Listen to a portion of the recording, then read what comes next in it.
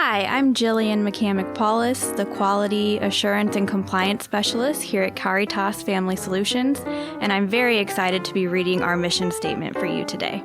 Caritas Family Solutions strengthens the social and emotional well-being of individuals and families in order to create healthy relationships, loving homes, and strong communities.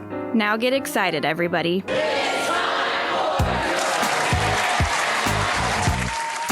Welcome to CaritasCast, and with me always is Brandon Montgomery. How you doing, Mr. Joel? I am doing great. How are you doing? I am doing great. We have had a change of venue today. We're actually over at the Royal Heights location.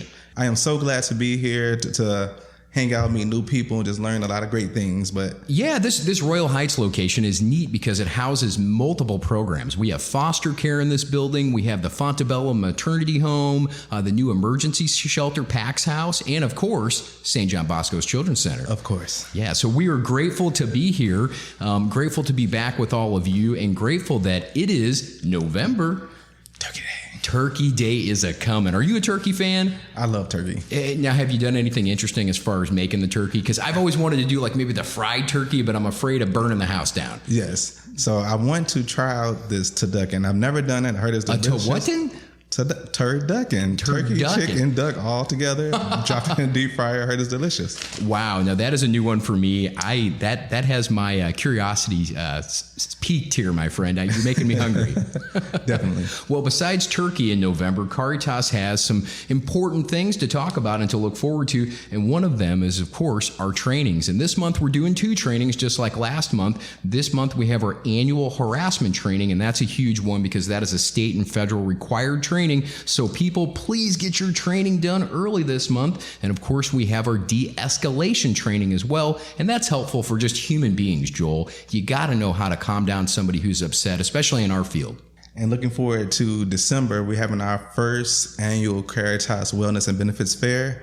It is on December 13th. You have to register online, but it's going to be a good time. That is going to be a huge thing. It's our first ever wellness and benefits fair, and that's kind of your baby. Yeah, it is mine. So I'm owning everything about it. The energy is going to be on 1,000. We're going to have a great time. Now, where are we going to do that at? We're going to do that at the Holiday Inn in Fairview Heights on December 13th from 9:30 a.m. to 2 p.m. Oh, sounds like fun. And can Caritas staff expect to be fed at that fine event? Oh, there's going to be good food too. Good food, good fun, sure. And lots of prizes. Lots of prizes. That's right. The Caritas way is we like to give things away.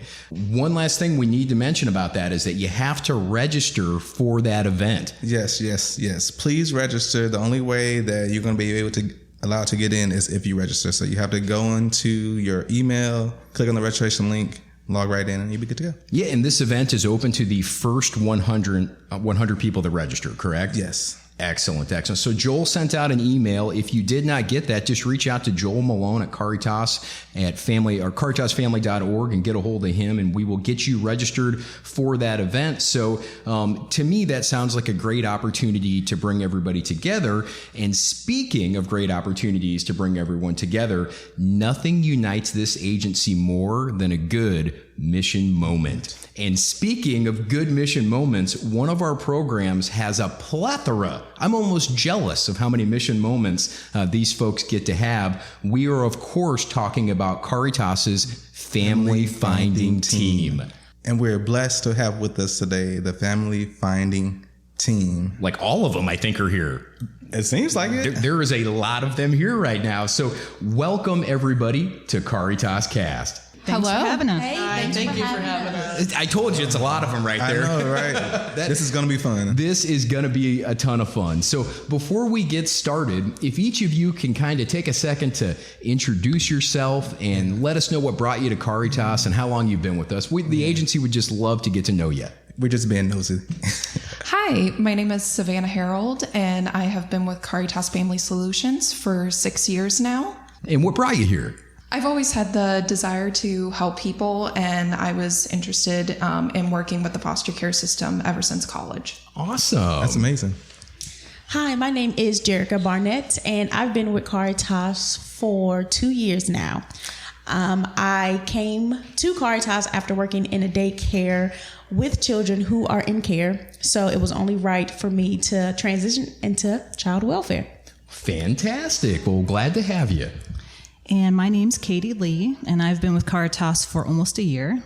And I was with CASA before and wanted to do more in this field. So I saw the posting online, and here I am. Glad to have you. I'm Casey Finney. I have been here for a year in January. I started when our team was created. And I'm a foster parent. I will be an adoptive parent tomorrow. Congratulations. Yeah. So that's what brought me here. Wow. Well, this is a momentous occasion. That's great, definitely. Yes, that is really fantastic. For sure. So I have one question. What does the family finding team do? Yeah, what does the family finding team do? I'm very curious. I'm assuming it's finding families, but I'm sure there's more to that too. So. Yeah, kind of like a Finding Waldo, but with families, right? So the family finding team, we do a plethora of things, but yes, family finding is one of our main things that we do. We work on new cases, and we get in there and we find your family, we find supports, we find everything we can about the kiddo and the family so that we have a jump on information. So this is part of the foster care program? Yes. Okay, so when you're finding families, you're finding potential foster families. We're finding families for bio parents. So say a case comes in when a child has just been brought into care, we do a deep dive into that family right away. So that we know mom, dad, grandma, great grandma, we know the whole family so that they have supports through this system. The kids have supports and the bio parents have supports and the foster parents have supports if it comes up. If a child may need to be moved, you know what? We got the information already because we were in at the beginning of that case. So when you say a child might need to be moved, like let's say they're in a foster care home and they get moved potentially to a family member's home. Yes. Oh, okay. Or if the family member to another family member, we are in there and we are ready for when they are needing any type of support. Okay. Any type of support. Yeah, and we also will work on like residential step downs. So if there's a relative, when a child's ready to be discharged from any sort of mental health treatment or hospitalization, and adoptive homes, if a child's goal is adoption and they're not in an adoptive placement yet. Wow. So how does one go about finding families? Well, what is the secret to that? Because I was terrible at finding Waldo when I was a kid. It was probably because I'm colorblind, but I couldn't find a family, I don't think. How do you do that? So we are internet stalkers. We've got Facebook. We've got access to public databases. We read SACWIS backwards and forwards, so we know every detail about the case. We help each other. When we get stuck, we'll reach out and see if we can find a parent. Obituaries are our best friends too. Wow. So you guys are like private detectives almost. They're doing tons of research, it sounds like, for sure. This sounds like so much fun. So do you wear, trench coats and the hats? I mean, do you do the regular detective look? Absolutely. We wear that Monday through Thursday. Okay. Friday's casual day. Friday's casual. I like that. And we also like to point out we work with disruptions. Like I said previously, if there is a disruption and a kid may need to move, we're in there. We're part of that team along with the licensing worker, along with the caseworker. We also are part of that team to reach out to anyone that we may need to. And we are just in the circle of that child now. So we are in the emails just like everyone else. So what would be an example of a disruption? So a disruption can be if, a foster parent has given notice, just saying that, the circumstances aren't working out anymore. So then they give a 2-week notice or a month notice. Then it comes to us saying that, this kid will be looking for another placement. And alongside the licensing team, alongside the caseworkers, we are also in those emails and we start to implement our support system that we had when we first got the case. So we have people that we can potentially reach out to because of the information that we gained at the beginning of the case. Wow. Gotcha. Wow. That's cool. I also want to add, too, that before it gets to the point of disruption, we're trying to figure out how to minimize movements for children. So we're also involved in stabilizing the placement. So if there's any way we can get foster parent support involved or just listen to the foster parent, anything we can do to help stabilize that, we're on board for that, too. She answered my question. It's like, so I have nothing else to say. You already answered it. She meatloafed you. She took the words right out of your mouth. You really did. She really did. Yes. For sure. Well, you, like I said at the beginning of this, I'm jealous of how many mission moments you've had. I listened to the Thunder Thursday management team meetings, and occasionally I hear a story about you tracking down a family member somehow and just the elaborate ways that you've done it. And I'm sure that every one of the four of you has an amazing story to tell, and now you get a chance to tell it. I think I'll start with most recent, only because I just found out about this yesterday. I've been working on a case with a newborn that has a sibling that was already in care, so we knew protective custody would be taken. And we were able to find a paternal half-sibling just from some old SACWIS data from a case under the dad's name from years and years ago that had been adopted. And before we move forward, what is SACQuest, so everyone knows? It is just the Illinois database for foster care. So that's where all the cases are in. That's where we enter our case notes. That's where we go to look at all the information about your case. All right. Yeah, so present and past cases are in there, and also investigations, whether they were unfounded or indicated. So looking through those, we're able to find, a lot of times we're finding that dads aren't always looked at, especially in terms of like paternal half siblings that might be out there. And so pretty recently I was able to track one down, and we actually found placement for this newborn baby with a sibling. And it was just incredible to hear that she was able to move there yesterday when she was discharged. So this was a newborn baby that would have gone into the foster care program with people that were not related, and you were able to find the family and place it with a half sibling. Were they shocked? Did they know about the baby? They had no idea. No, wow. They're actually retired. They're an older couple, and they were pretty surprised to get that phone call. I'll tell you, as a foster parent, it's a phone call that I wait for, and I can't decide if I dread it or if I'm excited for the possibility. But I will say that what kind of stuck for them is I called on their older daughter's birthday, the sibling of this baby.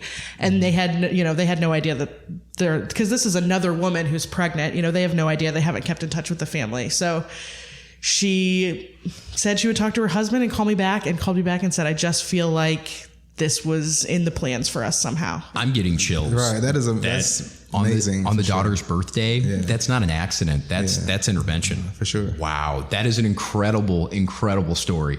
Let's see. One of my favorites was when we first started, and I think I got on this case because we couldn't find the dad.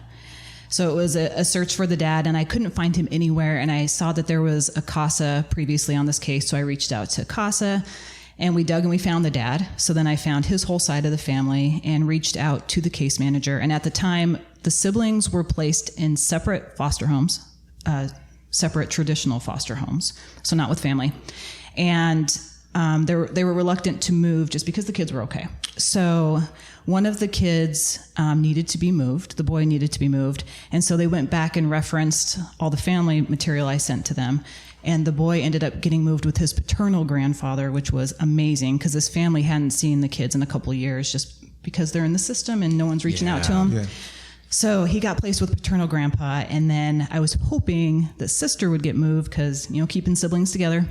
But sister was okay. But a few months later, sister needed to be moved, and they got her moved to paternal great aunt that lives down the street from her brother, and now they get to see each other all the time. That's amazing. Yeah. So from traditional back to family is amazing. And they're going to get to grow up together now. They're going to live on the same street. Yeah. I did have one question. I think you used the term CASA. Yes. So I didn't. So really CASA's, it stands for Court Appointed Special Advocates, and they're volunteers that they advocate for the best interests of the children when they're in foster care. They're volunteers, but they work alongside caseworkers and visit with the kids, visit with the caseworkers, visit with everybody in the case, and they fill out a court report just like case managers do during the case. Thank you for asking that question. I didn't have enough courage to ask. I was just going along with the acronyms. When you start at Caritas, you hear a lot of acronyms. Yeah, there are a lot. Ask, stop, and ask the first time. Yeah. So I would say a mission moment of mine was I was working on a case with 4 kiddos, but I was only working on 3 of them. And they had came by my radar before. So they had came again because like I said previously, the foster parent gave a notice because, just life happened and medical issues happened and they could no longer keep the children. Well, the agency wasn't aware of the family that the mom had. So I was able to find some siblings that the mom had who were very willing to take the children, but no one knew of them because mom did not disclose their information because she didn't get along with them. So I was able to find the siblings and I reached out to them via Facebook because we have our professional Facebook pages for Caritas. So I was able to reach out via Facebook and I was given a reply from the aunt and the uncle, and we spoke on the phone, and they were very excited to be able to build that relationship back up with their nieces and nephews. So now, instead of the children being split up and going to traditional homes, although that they did have to split up, but they're with their family, with their aunt, with their uncle, and they're able to see each other all the time. Wow. And I love how she said she used Facebook to do that because social media, we hear so many negative things about it. And this is a positive that came from social media. So if Mark Zuckerberg never would have founded that company, then never would have happened. These kids wouldn't be together. That's incredible. Thanks for sharing that story. One of my favorite mission moments that I've had working with Family Finding is that we could not locate a dad. We did not know who the dad was for a new case that had came in. And I was able to locate that father through a old Instagram account that the mother had. And we were able to track his identity through that. So you found the mother's no longer active old Instagram account and found dad through that. That's incredible. Yes. That is. Wow. They are true detectives. They are the Dick Tracys of Caritas. I'm dating myself with Dick Tracy. They're true detectives a little more. Yes, you are the NCIS of Caritas. That is incredibly impressive. Just hearing all these stories is encouraging me, and I could see it's encouraging Joel, and I'm sure a lot of the listeners. There's some tearjerker stories in here. I'm about to cry in a minute. There really are. And I feel like, I'm jealous that you get to be part of that every day. I want to be part of that too. I always thought the coolest job would be to be one of those nurses that is part of delivering babies, or the doctor that does that, because you get to share that joy every day, and I'm getting those vibes from them. So I want to ask you something. If you can kind of share some of your happy vibes and your energy with the rest of the agency, let's go down the line again. Give us your parting words of wisdom or your words of encouragement for the agency. I would say I hope it's encouraging that we exist, because I think we are a pretty new team, and I think that our case managing staff is so busy. Like, they don't have time to sit down and go through 10-year-old Instagram pages. They just don't. And so I just hope that people can hear these stories and reach out to us when they do feel like a child could benefit from family. Because I think every child could benefit from a family connection, whether it's placement or support or a phone call once a month. So another area of our job that we didn't talk about is recruitment of traditional foster parents. And we've really been leaning into the data in ACE to do more data-driven recruitment. So a big ask that we have from everybody at the agency is to make sure that that data is up to date, especially like demographics for foster parents, because we want to make sure that we're serving our children appropriately. So please, all licensing teams, go out and update your foster parent info and just be diligent on our data. Yeah, I thought it was amazing how the Family Finding team is using so many different type of technology and resources to locate families, essentially. Yeah, that's the way you're leveraging technology. This wouldn't be possible 20 years ago. Right. It'd be so much harder to find families. So this is fantastic. I would just say let's try to keep kinship first. We know that traditional is an option and sometimes it is looked into, but with our team, we're able to get those resources and get those supports that, like my coworker said, that caseworkers do not have time to do. So we're there, we're able to get into those families, we're able to keep those kids with those families. So let's just keep kinship first and try to build those family relationships. I'm going to kind of circle back around here with Family Finding and how we can help assist. Definitely utilize us as much as possible. We can help with diligent searches. We can help with out-of-state placements. Definitely email us, reach out to us. And why don't you each tell us which office you're in? That'd be real helpful. I'm Jerica, and I am over the Alton, and I'm over the Glen Carbon office. So Jerica, if you need to reach out for family findings, I am Alton and Glen Carbon. I am Savannah, and I am out of the Belleville and Sparta office. I'm Katie, and I'm out of Effingham and Mount Vernon. I'm Casey, and I'm out of Carterville. Fantastic. Well, thank you so much for being the most guests we've ever had at once on CaritasCast. This has been a great podcast. I just want to give kudos to the family finding team. You all are doing so much inspiring work and finding families. Like, I know that has to be a task, and you all are doing it with grace. So I appreciate that for sure. Thank you for Thank being you. with us. Until next time, everyone out there, thank you for listening, and keep it classy, Caritas. You stole my line, but that's okay. Everyone have a great November. We'll see you next month. Thank you. Appreciate it.